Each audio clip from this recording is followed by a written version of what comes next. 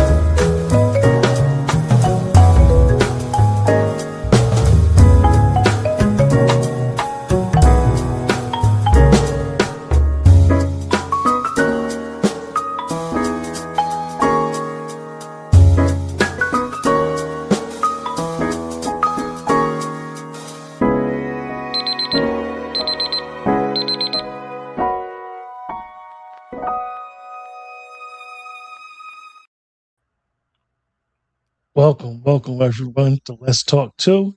And this is going to be a show that Sister Andrea and myself will probably be trying to do every other Wednesday. We're going to call this show the Academia Report.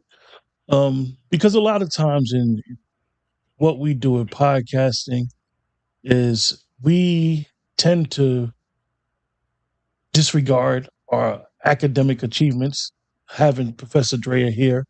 And some in academia try to have some of this elitist attitude where they're so disconnected with grassroots that they think that the things they learned are practical. And it's not practical until you take the theory from what you've learned in Black academia until you put it into practice and apply it to today.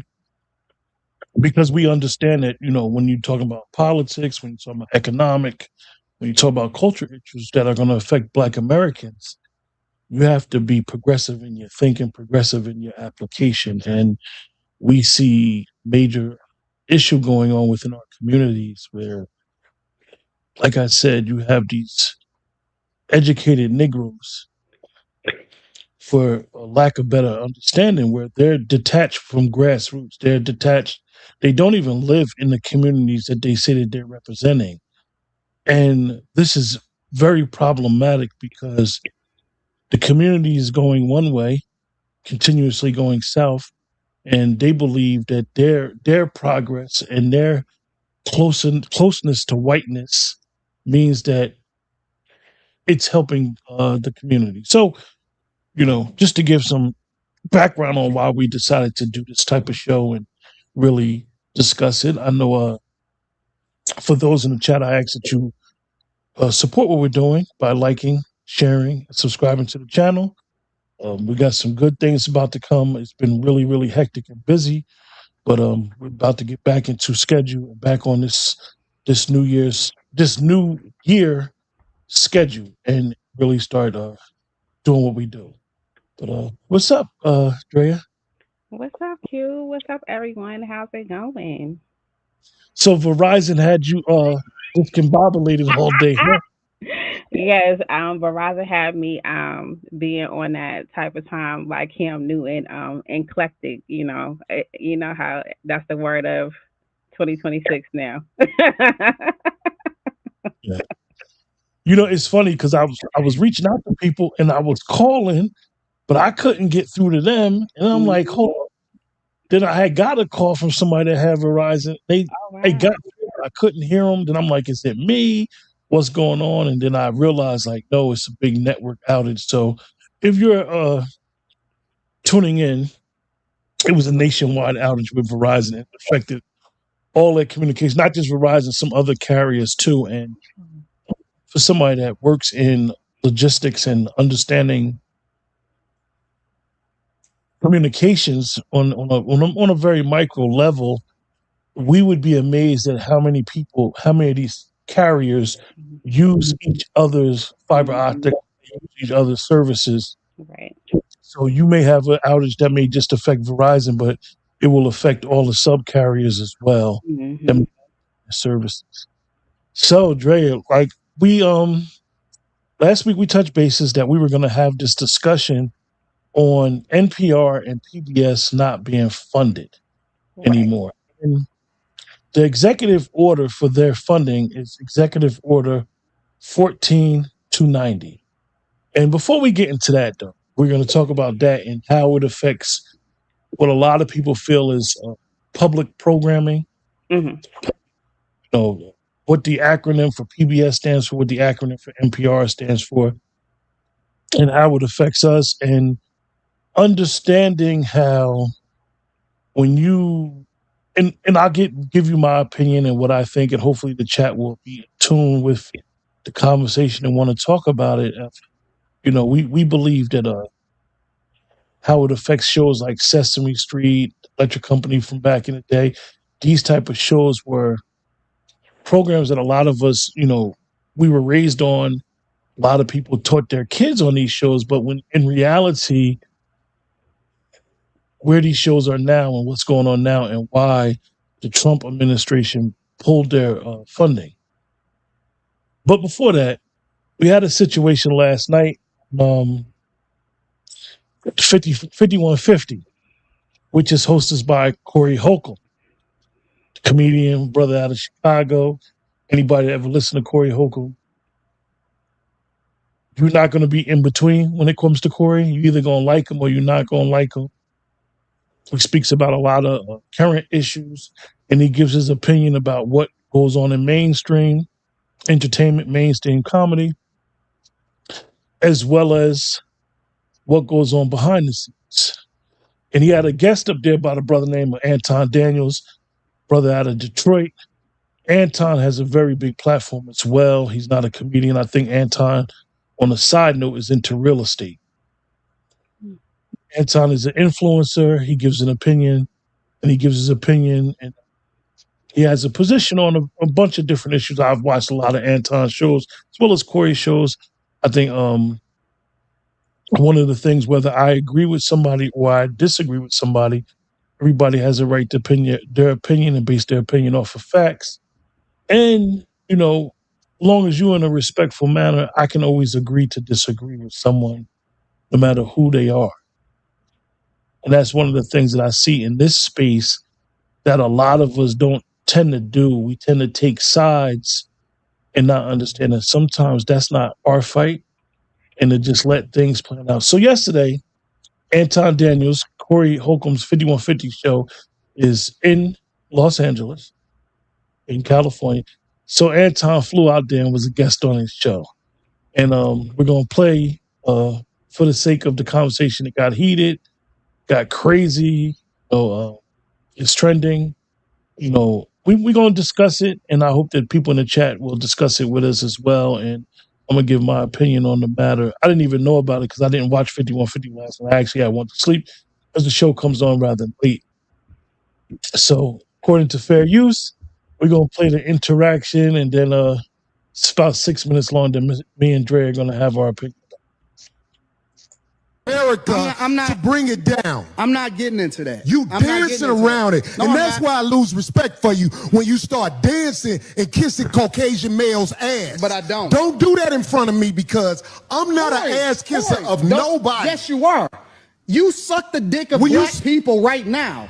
You doing the easy shit. What you do, let me tell you what you do. Nah, homie, let me tell you something, homie. Ain't nobody gonna tell you. I don't ain't nobody suck gonna dick. tell you to, yeah, I don't you do. suck Yeah, dick. you do. So fix You doing that. it right now. I don't suck dick, homie. You doing it right now. Homie, believe me when I tell you. I don't Believe me do when that. I tell you. I don't do that. Listen. So don't come at me with no dick sucking shit. I'm gonna give you the same energy you give me. Let's switch seats. Let's Switch seats. I'm with it. Homie, I don't do no dick sucking shit. I'm a motherfucking man. I don't do no dick sucking shit, homie. I don't give a fuck about none of Well, this I shit tell you right what. now. Watch that dick sucking shit, because that'll go bad. Call it what you want. I don't do no dick sucking, You homie. say a lot of shit that I don't fuck with either. You Okay, but That gay shit? Oh, you I don't give a fuck about what you talking Hey, about. homie, I tell you what. I'm right here. Don't put no dick sucking shit. Don't put no dick sucking shit on me, nigga. I'm from Detroit. Say right I now. suck a dick again. I'm right here, right now. All right, that's what I'm saying. I'm gonna respect you. Dance around it. Dance around it. No. I don't do no dick sucking shit. I'm gonna respect you because it's your platform, and I flew out here to have a conversation. We good. But you're not bossing up on me. Yo, We good. I did already. I don't do dick We can put sucking the shit. microphone right now and go on back. I don't give a fuck about this shit. Homie, you just running your mouth. I'm not running my mouth. You running your mouth. I don't do You no doing dick this shit sucking for the shit. internet. You doing it for the internet. Now, if you want to say your time, no, hold on. If you want I'll to say show you I ain't doing it for the internet. If you want to say Anton, listen, don't disrespect me like that. If you want to say Anton, don't disrespect me like that, I'll respect you. But don't boss up on me because you said a lot of shit to me today that I don't fuck with either. But I let that shit ride because you don't know me. You don't know me. So I'm going to extend the same respect to you. You called me out of my name. You said some wild shit, especially with regard to how would it call this nigga out his name? Nigga, I'm telling you that you did. You can't tell me how I get disrespected. I got a question for bro. Okay. No. Hold on 1 second. Hold on. We just getting loud. I ain't gonna get loud. Then don't switch seats. No, No. This my show. This cool. my show. That's cool, but I take that shit as a threat. Okay, well, it is a threat if you calling me dick sucking. I don't dick suck, my nigga. Man, fuck what you talking about. I don't dick suck. If you want to get back to the conversation, because you ain't gonna do shit. Because you're not gonna do shit. Come at me with that dick sucking shit again, nigga. Shit. You're not gonna come at me with. Say I suck dick again, nigga. We can go all back right now. Fuck I am. We can go all back right now. I'm with it. I bet you won't say that shit. We can go all back right now. I got money for all this. Whatever. I got money too. Don't nobody give a fuck about that shit. Hey, No, it's just not respect. I ain't falling for that. I ain't falling. Golly, get out the way. Don't get in the way of two niggas. Let me tell you something, homie. I ain't got to go out back right now because we got to go out back to lead this motherfucker. But I'm saying that dick sucking shit, watch that. That's all I'm saying. And if I don't say it how you like if you want to get back to the conversation, we can get back to the conversation. But just know, I'm not listening to none of that shit, bro. Here, nigga. I'm not listening to none of that shit. You don't get the way that we move over here. Over here or anywhere in the United States of America, and that's not a black thing. I'm talking about Caucasians, Hispanics, and Asians understand the respect level men must have when they're in front of each other because it can trigger war. That's all I'm saying to you. I understand everything that happens when it happens. I'm a chess player. That's what I've been playing my entire life. Okay. Maybe you walked into something that you wasn't expecting. I don't go with. Maybe I knew what you was gonna do before you did it. Maybe, maybe. But I tell you what. That's a dangerous game to play, especially if you got a life that you live in. Because I'm telling you, man, it's a lot of people in the cemetery that didn't know it was finna happen like that fast. Study this episode. Shout out to the shit on Caucasian males. Shout out to the ain't shit on himself. I'm not gonna shit on nobody. Now, you shitted on black people. You shitted on motherfuckers. I feel like I shitted on you. To your face. To your face. Be careful shitting on me because I feel like you talking shit again. I'm not talking shit. I'm telling you. Be careful. I'm telling you. You shitted on me to my face, but that shit will lead to some danger. Will we please stop the Trust me. The tough talk. I got security. You got security. Homie, I ain't got security. Them my people. Cool. Them your You security gotta people. hire a motherfucker to be with you. Absolutely. I'm always gonna hire somebody. You better. 100%. How you be talking? Corey, stop talking tough. Stop talking. Homie, tough. you just said that. I'm not talking tough. I'm talking to you straight up. Why are you so? You said you disrespected me in my face, and then you act like it was all good. That I disrespected you to your face. So I'm confirming what you said. You felt disrespected. So I am telling you that I disrespected you if that's the way you felt. Is that not what you said? You said that out of your mouth. And so I apologize when you said that you felt disrespected. No. The reason you said you disrespected me in my face because you don't accept the apology because you still talking about everybody else except yourself and white men. I'm telling you what I said. You felt offended by it, so I apologize. All I'm doing is rehashing a conversation that happened. Why are you so easily offended? You still talk about me? It sounds like I'm arguing because I'm right. See, I'll be around bitches and they tell me about myself all the time. Be gone. No. That shit don't hurt no feelings. It's probably better this way. Because I just proved my point. Be down. So you proved the point. Homie, just gone, man. You just gone, man. You just gone. hypocrite. I'm out the jet. You done did this before. He's Get your hypocritical. bitch ass the... Hey, homie. All right, I'm out. Get your bitch ass the fuck on. And walk over there with your bodyguard and your bitch, nigga.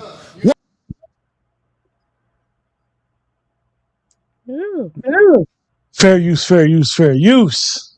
There's a lot to unpack.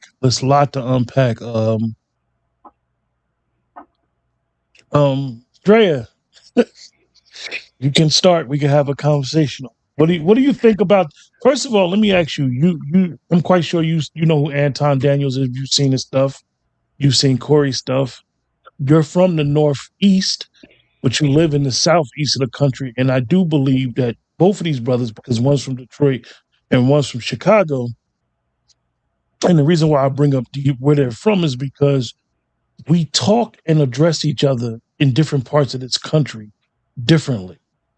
But these two brothers, that they're from central part of the country, and they both know how they talking to each other and what each other will tolerate.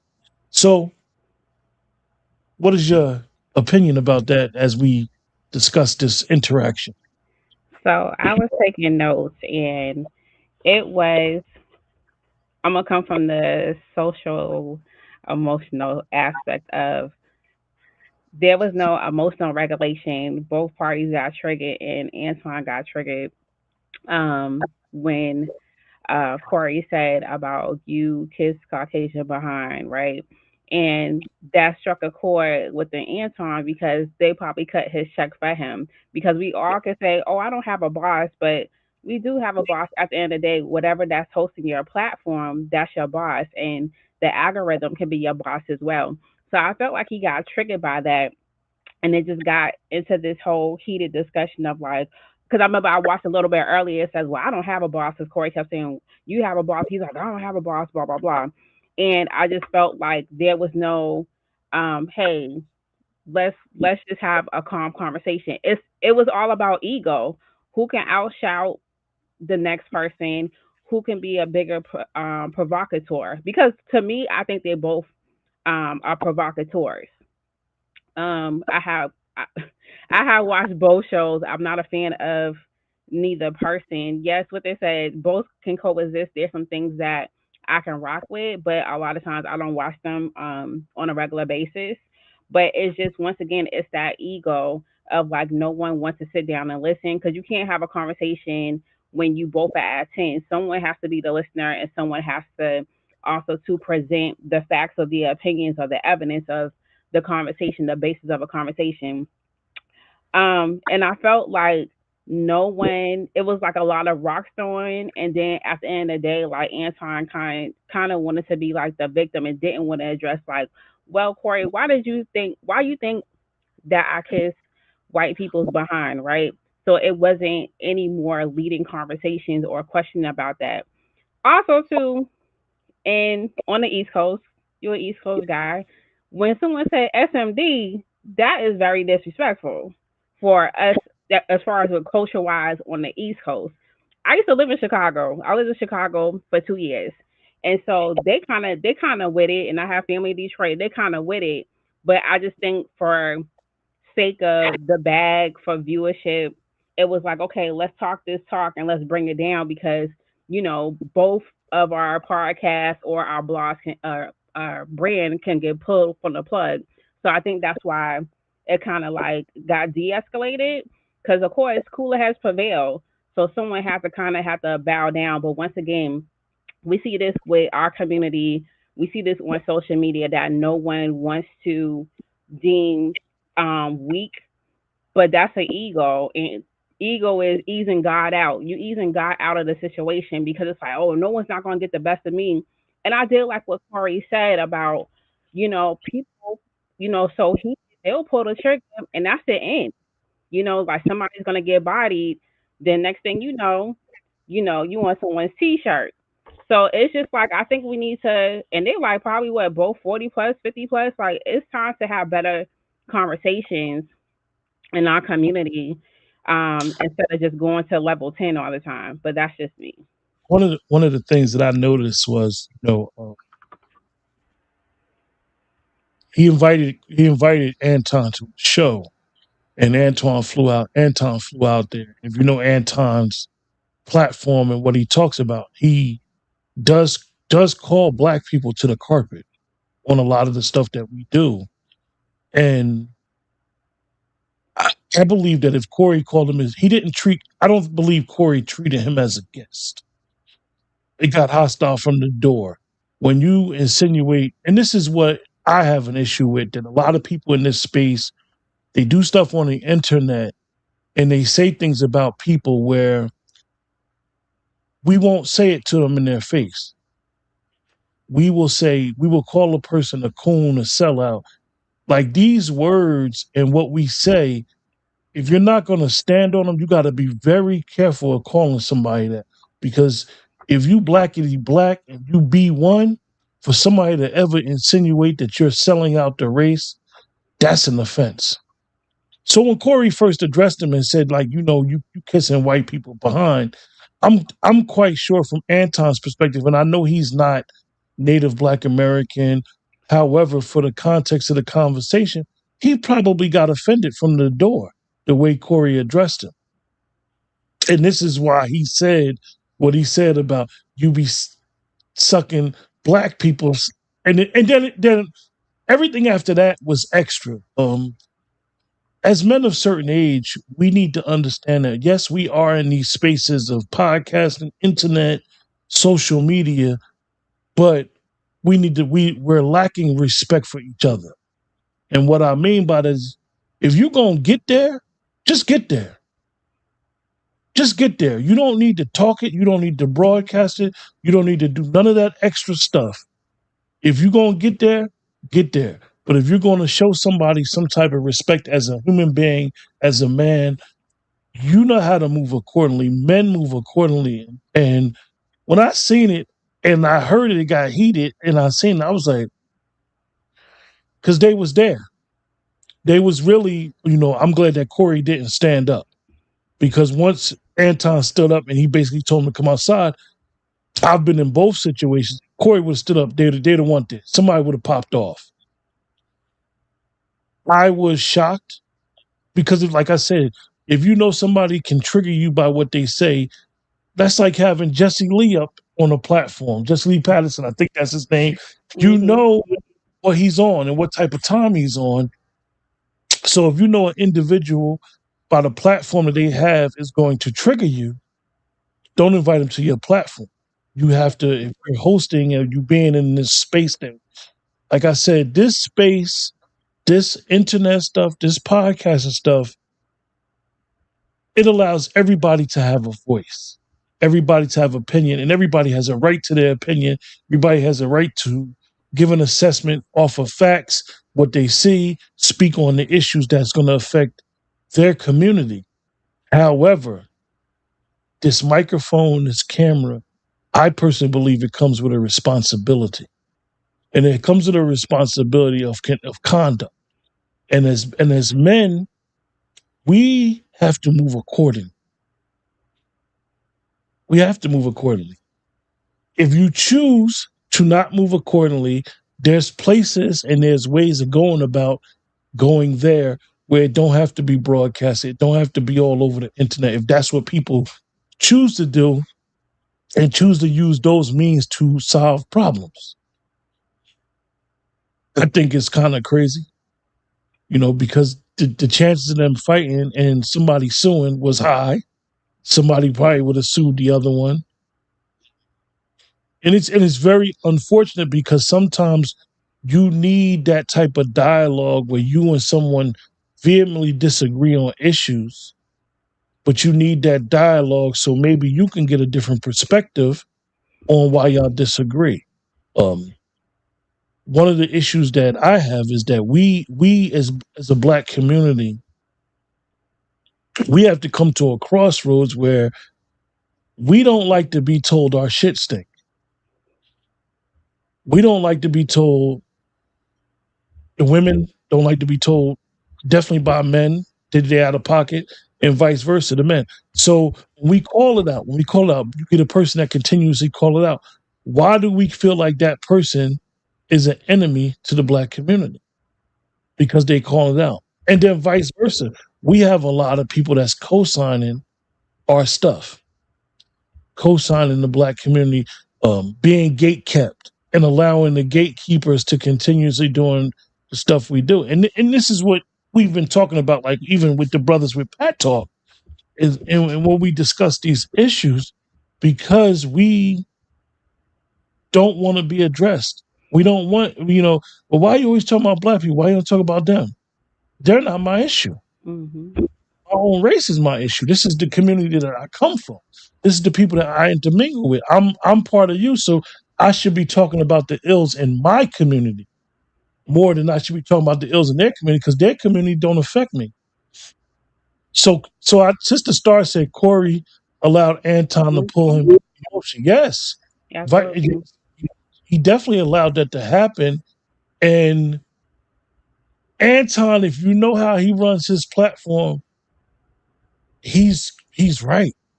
He will pull you in emotion. Mm-hmm.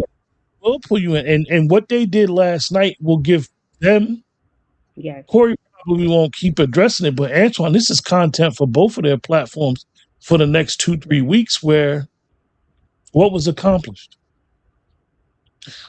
Accomplished that, people going to take sides. You have a right to take whoever's side. They might throw some more shots at each other. But at the end of the day, what was accomplished? What was the purpose of Anton jumping on the plane and going way out there and sitting with Corey? But I know that Darlene's response when she got in the middle of them, but I respect that Corey told her, like, yo, don't get in the middle of men. And this is something that really could have been a beneficial conversation. Right. Corey invited him on the show, but it got heated and it got disrespectful. And I know that, Anton didn't want to say what he said the second and third time when Corey pulled that chair up, because Corey probably would have did something while he was sitting down. Right. He was, both of them was within range to do certain things. Mm-hmm. These brothers know how and when, how to conduct themselves, and they know that they were both there. Right. And it could have really been a situation, and not only their platforms been in jeopardy, but they might have been both legally in jeopardy as well. Right. And I just feel that we all should study people. I'm not saying you got to go to school to be a psychologist or a sociologist or a social worker, but we should all study people. But first, we should study ourselves, know what trigger us, know what's our temptation point, know do we need to self-soothe and also you regulate our emotions. And I don't think we take the time to know ourselves to see what makes us tick and what trigger us. And we need to study other people too. Like I'm a sniper with the block button. Like I on social media because I know that person could be mentally unwell. I think I said this before behind that avatar or that profile picture. There's so many people that's walking around that's undiagnosed, that's untreated, that's misdiagnosed, and it bothers me when I see people go back and forth in the comment section. I'm like, you don't know this person, you don't know if they unwell, you don't know. So sometimes, some people they trigger you because sometimes people do study us for a long period of time. They're not going to tell you that, and they know what's your hot button, and they trigger you by saying all type of things. So it's not being a coward when you hit people with the block button. It's just like you got better things to do. And then also too, in real life and reality, people need to go touch grass, and they would never say those things to you in your face. And that's key, because a lot of times we get distracted and we don't stay on mission. That if you have a platform and your platform is to teach, to educate, to intermingle with a group of people who subscribe to you, who support what you're doing on your platform, and you have an agenda, you have an objective, you can't allow trolls, because that's really what it is. Sometimes it's trolls that know you, sometimes it's trolls that don't know you. But for the most part, detractors, people that hate on your platform, whether it got to this point, I don't think these two brothers were literally hating on each other. I think these two brothers both have their own lane, and their lanes may intersect a little bit, but their lanes are totally different. but you have to know how to understand that I need to stay on code. And I know a lot of people, we say this word code, and some of us may not really get what it means. But if you have an objective and you have a purpose, you can't allow your purpose to ever be distracted and stay focused on what you're trying to accomplish. Some of us can do that. Some of us could be fighting all these battles, and we've seen it on the internet. And I know on this channel, we haven't really addressed a lot of the stuff that's been going on in the Black American community, because at the end of the day, I just haven't addressed it because I haven't addressed it. But I see it and I know what's going on. But sometimes we need to stay purposeful and know that, okay, if Dre is fighting that battle, I don't need to fight the same battle that Dre is fighting, because Dre is fighting the battle. Drea got it. She good. She holding us down. So I don't need to jump in that lane and fight the battle. I need to focus and fight these battles, and she can focus, and we could do this collectively. We on the same page. We got the same agenda. We got the same outlook. We focus, but we're so caught up with our detractors or people that don't agree or not in alignment with what we're aligned on. We're not able to stay on point. Yes, Sister Star, Avatar gives those liquid alcohol courage. Absolutely. Yeah. And the bottom line is that we live in this era where a lot of people don't even show their face online, don't say who they are, because they're afraid of getting doxxed, because people have professional businesses to troll instead of stand on what you stand on. And I'm not knocking nobody for having a faceless page. You do what you think is best for you and your channel. But what I'm gonna say is, a lot of times we're so caught up with offending people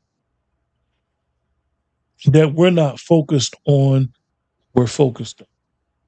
I believe the sky is blue. You believe the sky is yellow. I don't need to debate with you and go back and forth because you believe the sky is yellow. What I'm upon, if you don't have clarity and you got doubt on what you're upon, that's on you.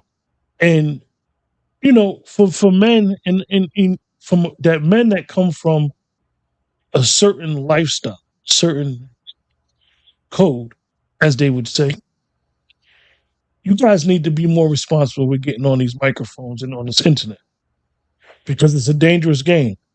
Like Corey said about some of the language, it's dangerous, and it's not really good for anybody to be doing that. Because you never know when you say something to one person, because you got crazies out here, you say something to one person, everybody take offense to what you said. Oh, you said that to this dude, say it to me. I'm going to pull up on you when you ain't got security. Like, come on. It ain't that serious. It's not. It's not that serious. But yeah, I'm shocked, and I know that it's going to be a lot to this, and it's going to be a lot said about what their interaction and what happened. But I'm gonna play the video one more time before we go into the next session.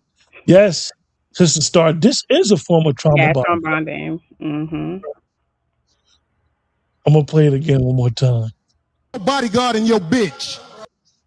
Due to America to bring it down. I'm not getting into that. You dancing around it. No, and that's why I lose respect for you when you start dancing and kissing Caucasian males' ass. But I don't. Don't do that in front of me, because I'm not an ass kisser of nobody. Yes, you are.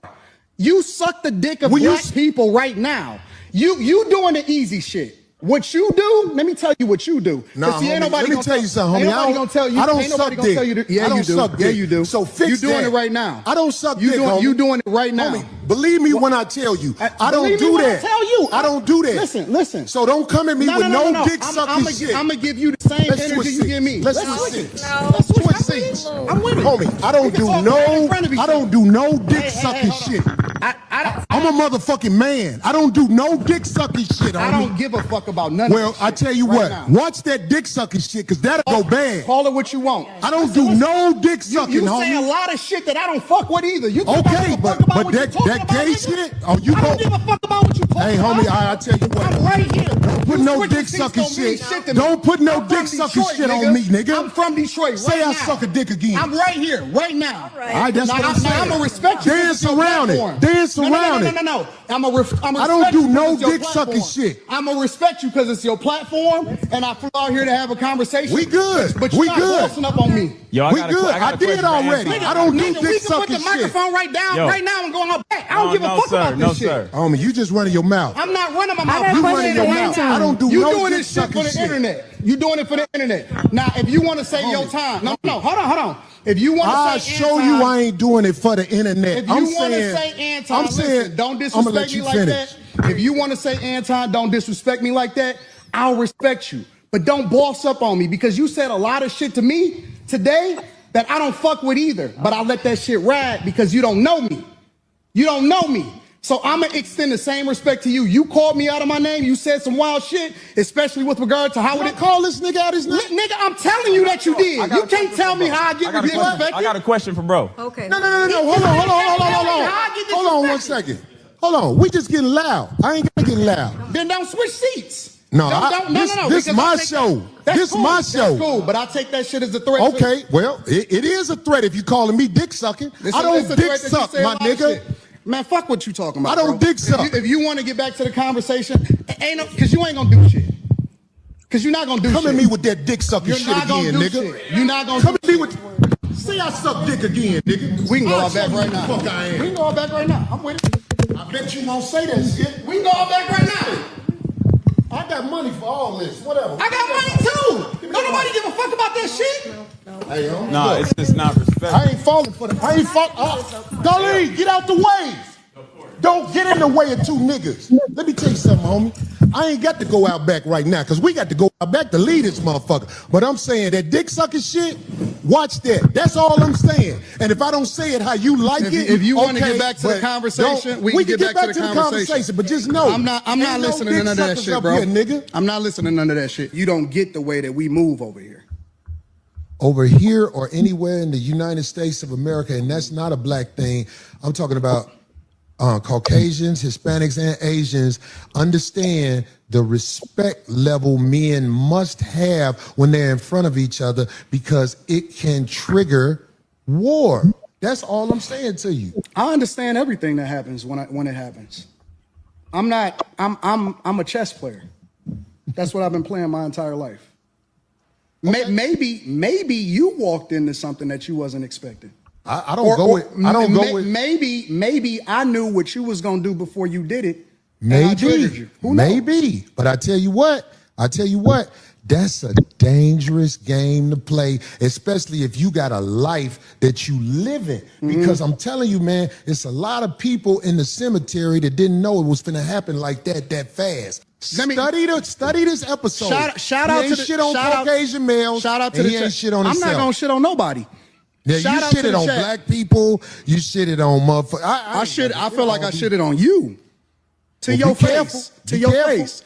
Be careful shitting on me, because I feel like you talking shit again. I'm not talking shit. I'm well, telling you. Be careful. I'm telling you. You shitted on me to my face, but that shit will lead to some danger. Will we please stop the Trust me. The tough talk? I got security. You got security. Ain't Homie, I ain't got security. Them my people. Cool. Them your You security gotta people. hire a motherfucker to be with you. Absolutely. I'm always gonna hire somebody. You better. 100%. How you be talking? Corey, stop talking tough. Stop talking. Homie, tough. you just said that. I'm not talking tough. I'm talking to you straight up. Why are you so? You said you disrespected me in my face, and then you act like it was all good. That I disrespected you to your face. So I'm confirming what you said. You felt disrespected. So I am telling you that I disrespected you if that's the way you felt.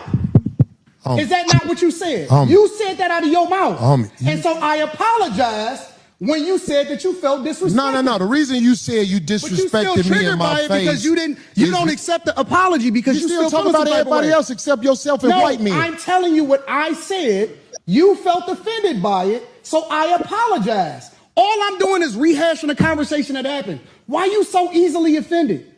You still talking about me? It sounds like I'm arguing because I'm right. See, I'll be around bitches and they tell me about myself all the time. Be gone. No. That shit don't hurt no feelings. It's probably better this way. Because I just proved my point. Be down. So you proved the point. Homie, just gone, man. You just gone, man. You just gone. I'm not the jet. You done did this before. Get your bitch ass the Hey, homie. All right, I'm out. Get your bitch ass the fuck on. And walk over there with your bodyguard and your bitch, nigga. Walk over there with your bodyguard and your bitch. You proved my point. I got shit to do. You're right. Don't bring bitches up here, dog, that you ain't finna stand on. Remember I told you that.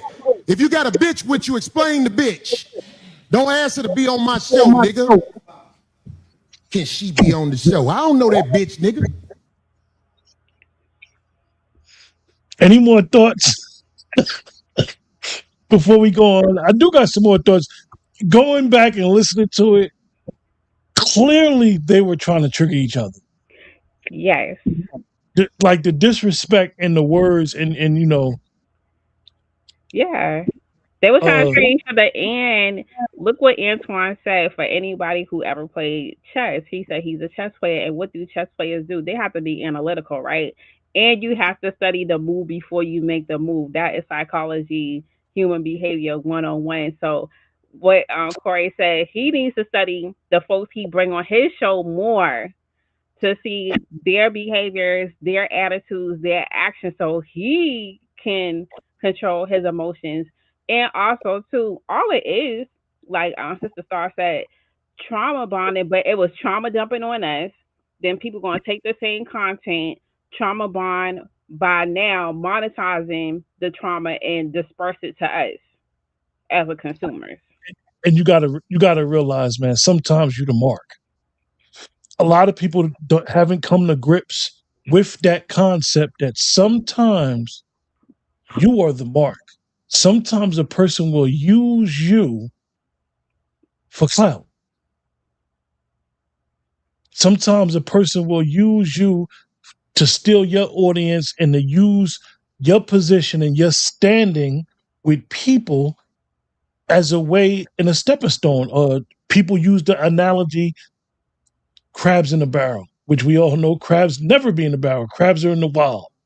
But that analogy, crabs in a barrel, where you will see literally that crab trying to get to the top has to pull other crabs down. He's got to get off of your back. And a lot of times we don't understand that. We the mark. You know, you was the mark. And I just think that it got really disrespectful. I know the lingo. I know how men talk to each other. We know what to say and what not to say. And I knew when Corey said something, I feel like I'm talking to a bitch. I knew Anton, that was it for him. He got triggered then. He had triggered Corey, and then he got triggered. Mm-hmm. And you know, it's for those that's into this type of stuff, like you said, this is what people want to see. This is what people want to talk about. Right. This is going for an algorithm. But at the end of the day, like, men move accordingly, and men should know how to go about how they going about. So we discussed that, and we wanted to discuss something else, and this was the purpose of the show and, you know, the academia report, so we could discuss Executive Order 1009. I can't remember. Right. I'm going to show the order, and I'm going to read the executive. Okay.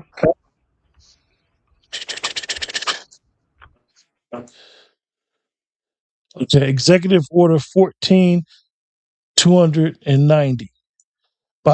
This is Trump's executive order, May 1st, 2025. By the authority vested in me as president by the Constitution and the laws of the United States of America, it is hereby ordered. Section 1, purpose: National Public Radio and Public Broadcasting Service receive taxpayer funds through Corporation for Public Broadcasting. Unlike in 1967, when the CPB was established, today the media landscape is filled with abundant of diverse and innovative news options. Government funding of news media is in this environment is not only outdated and unnecessary, but corrosive to the appearance of journalistic independence. At the very least, Americans have the right to expect that if their tax dollars fund public broadcasting at all, they fund only fair, accurate, unbiased, and nonpartisan news coverage. No media outlet has a constitutional right to a taxpayer to subsidize, and the government is entitled to determine which categories of activities to subsidize. Long story short, I'm not going to read the whole order, but they pulled the funding for NPR and PBS. When it first happened, people went crazy. Those of us that benefited from PBS, y'all remember, if you weren't born in the civil rights movement, we remember watching Eyes of the Prize was on PBS. So the Democrats made it, oh, he was attacking independent journalism, the Black voices. This was another attempt of them trying to whitewash history and get rid of this stuff. And then it came out last week where, hold on, where it said that PBS was shutting down. And let me read the article. It was a claim that PBS was shutting down. The Trump administration rescinded funding for the Corporation for Public Broadcasting July of 2025, and the organization leader voted to dissolve it on January 5th, 2026. The Corporation for Public Broadcasting purpose since its creation in 1967 was to assist in funding public service media organizations such as PBS and NPR across the United States. Though PBS is not shutting down, the closure of CPV will affect its budget and so forth. So it's not going nowhere. It's not going nowhere. It's here. You will still get your Sesame Street and your shows that you got from PBS. I'm asking you because I know that you studied, you graduated, you taught at a HBCU, you taught also at a predominantly white college as well.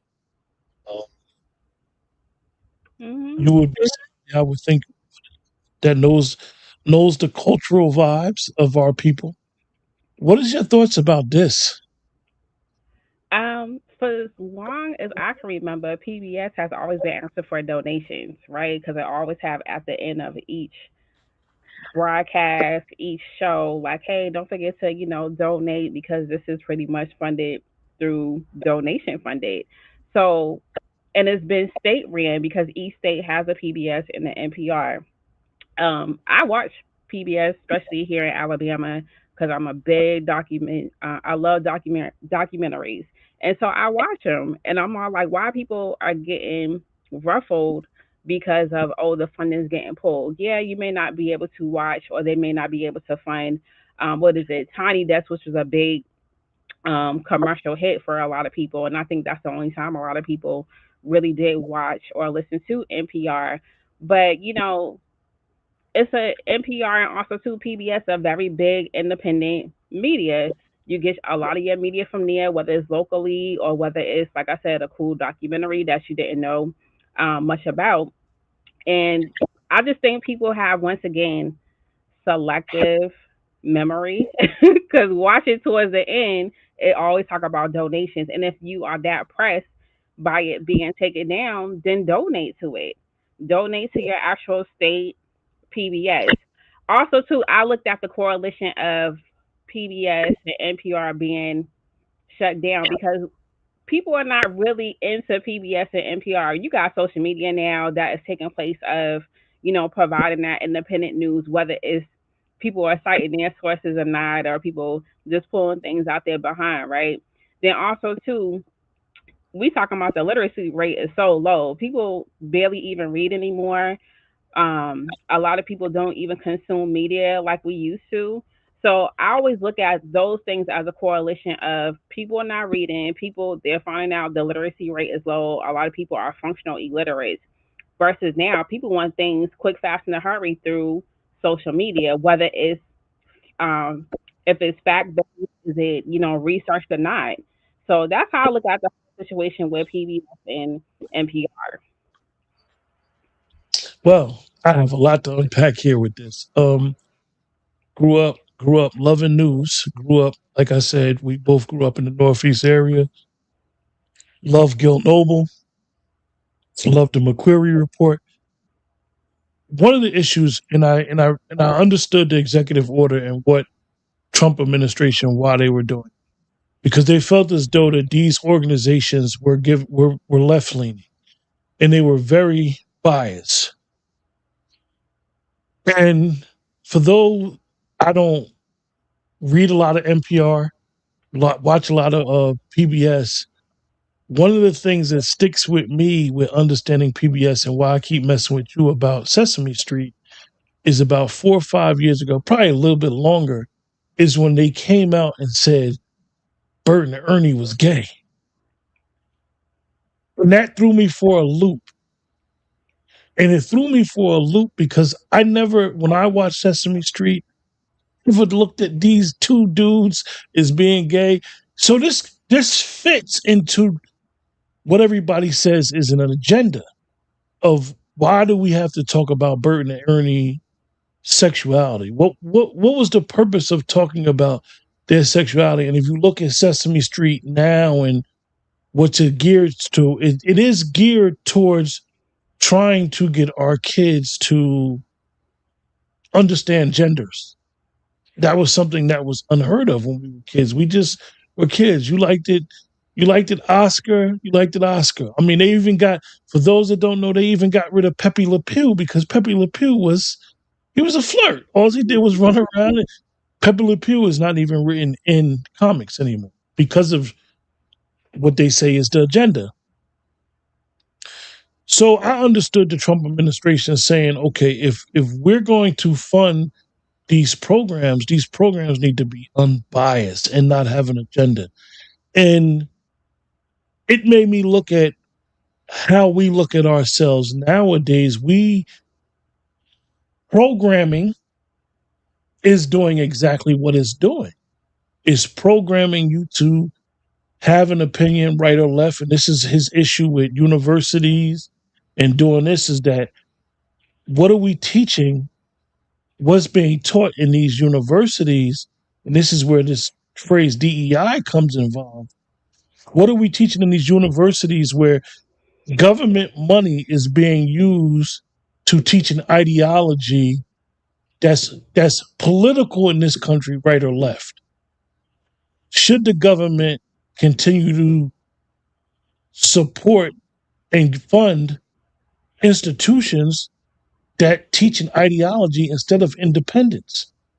Because if you're going to teach, as we say nowadays, we need a civic class. Well, they haven't taught civics since the early 80s, late 70s. They haven't taught civics in schools. A lot of people think they teach civics in secondary school. They teach it in colleges. They do not teach civics in high schools. They got rid of that curriculum. But even if you want to teach it, you want to teach it from both lenses. You want people to understand a true civics class. You understand local government, state government, federal government. So I understand what they're doing.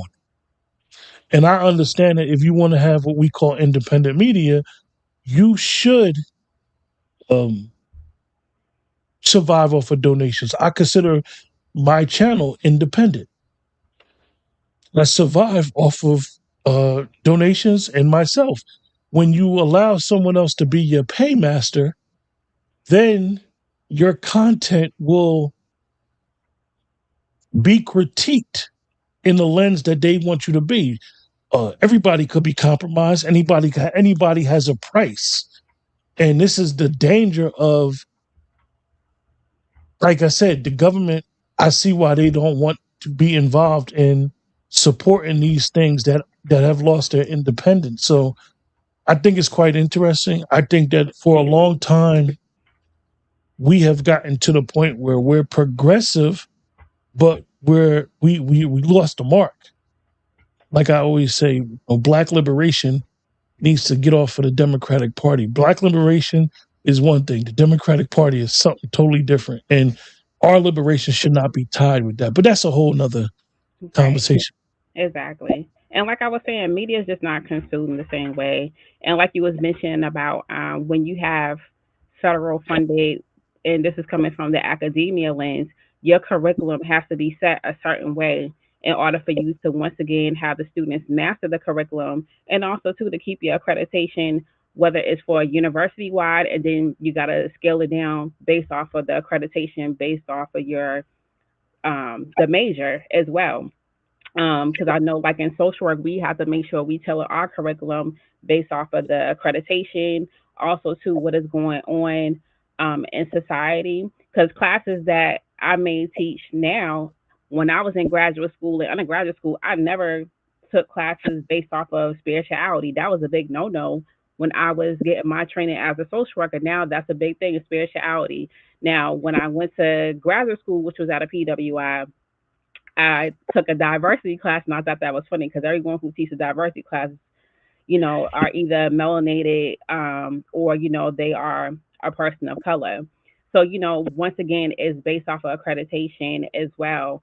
But with PBS, like I said, I still watch it. I still rock with it with some of the programming. But once again, I think as a society, we're so lazy. We don't want to go beyond what's being told to us. We want information fed to us, and we don't want to go beyond that lens of, okay, what does this actually mean? And if you ask the basic, let's say, what we in Generation Z and Alpha, like, have you ever watched Eyes on the Prize? They're probably gonna look at you crazy, like, what is Eyes on the Prize? That was like a mandatory thing for Yeah. millennials and also Gen X's to watch. So it's just I hate that the funding's being pulled, but donate if that is a intentional programming that you love to watch, like, donate it. Like, a lot of these HBCUs are not funded by And federal funding. it makes you look at it that we're being taught that the right is against melanated folks in this country. We're taught that the right is the problem. And like I always say, you have a choice to agree with the right or the left's politics. However, the right is pulling the funding because of the independence of the media. And the left is saying, okay, y'all trying to whitewash anything. Are they trying to whitewash it? Because the fact of the matter remains is that as a journalist and as journalism, you should always remain independent. Hmm. You should always remain unbiased and just be able to report the news. I mean, I was big coming up on reading editorials. I knew that this was the editor talking. This was not news. This is even so much so that we see in mainstream. And this is why we talk about black media, because we have to be able to tell our stories and explain what's really going on. Because even within our culture, we have an issue with our media, unless we're using the grassroots black media. And I'll discuss that towards the end on why I brought it up. And it's so apropos that we will be doing this show now. Hmm.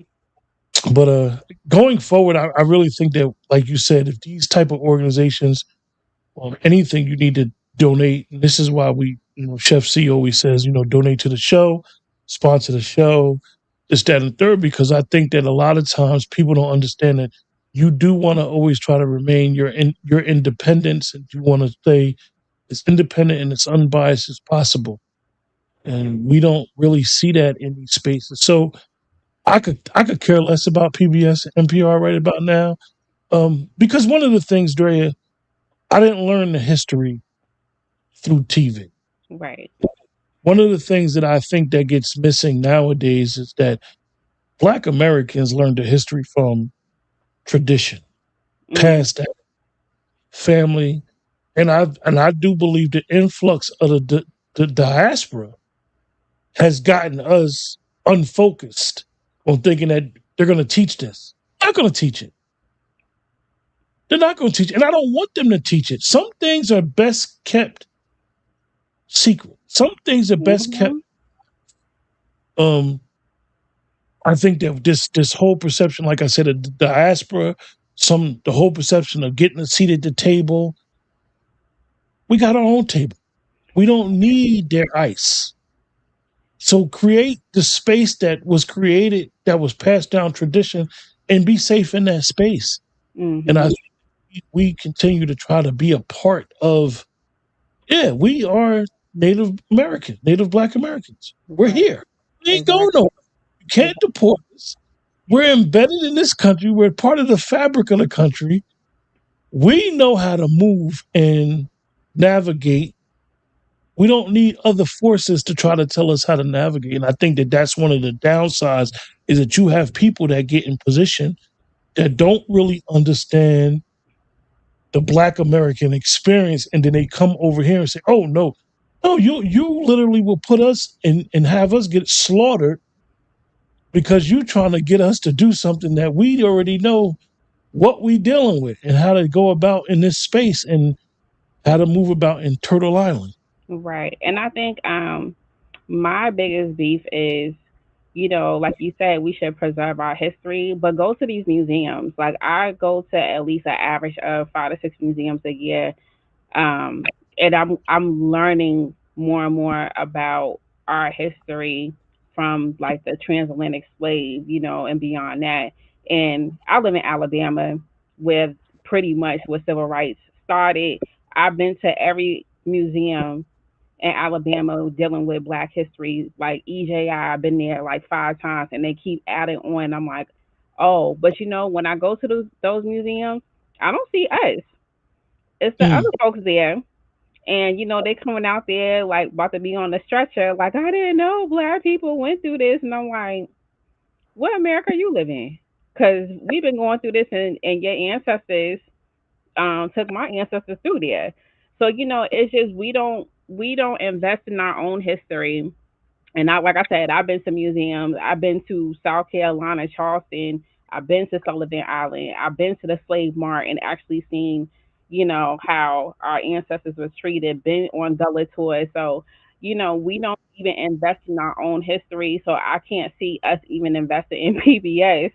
Even though PBS was pretty much started to display and show the civil rights movement and the protests and what was going on via Vietnam, right?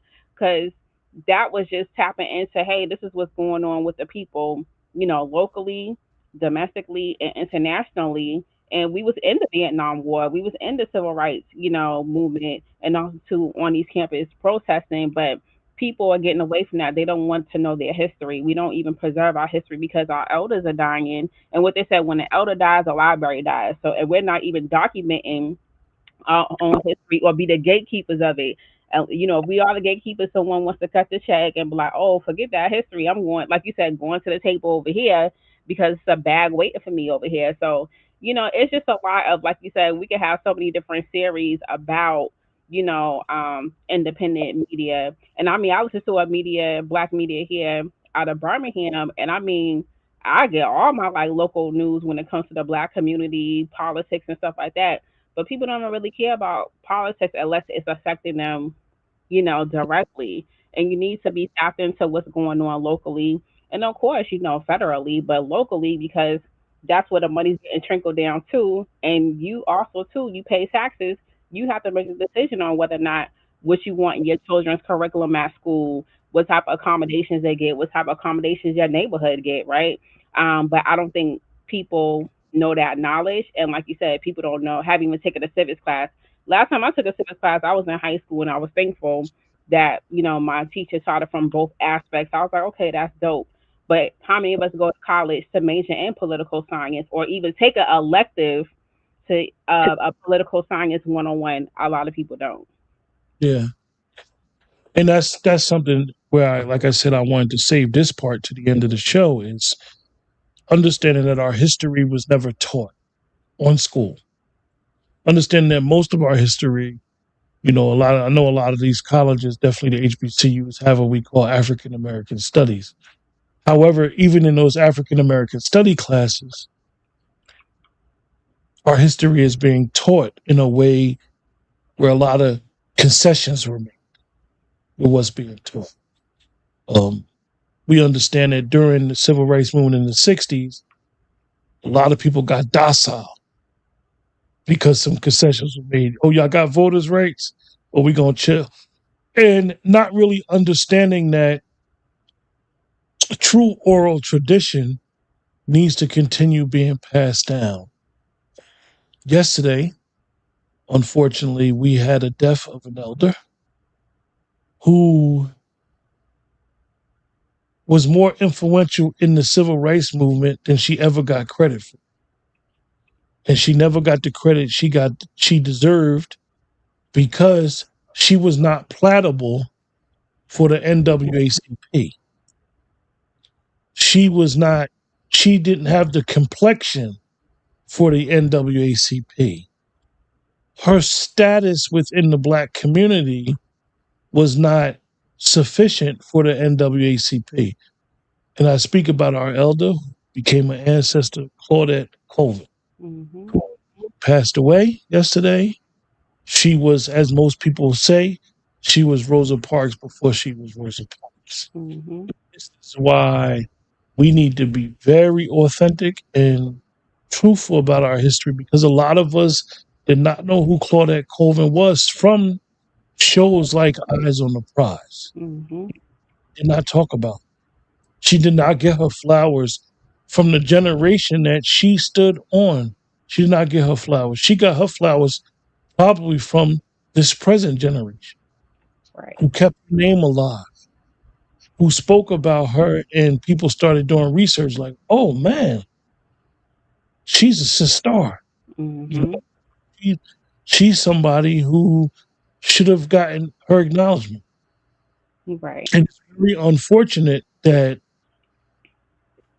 one of the jobs from the NAACP is that they did, and even if I'm not going to sit here and criticize them today, that they may have thought that they were doing some good to help black people, but in reality, you can't change history and you can't change events to make it palatable for white people or other people to accept it. It is what it is.